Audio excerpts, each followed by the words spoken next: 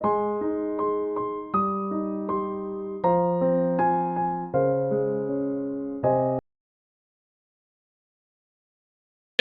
بيب جوارديولا. هنا لمسة أمامية وانطلاقة داخل منطقة الجزاء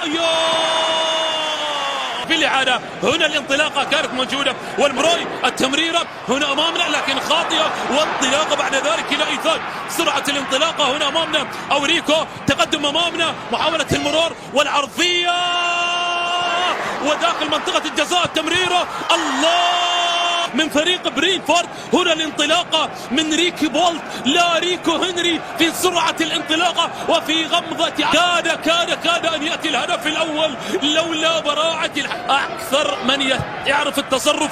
العرضية ومحاولة والرأسية يا جندوغان، ولكن يلعب الكرة في الأمام، تبع تحاوله والكرة الرأسية الله السيتيزن.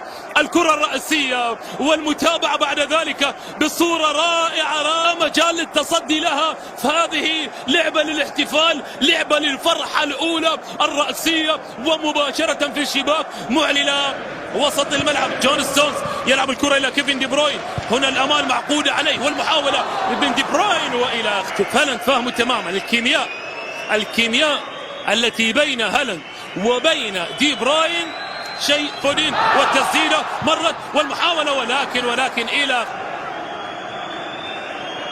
انتظار لألماسة العرضية من كيفن دي بروين ومبعد الكرة بعد ذلك.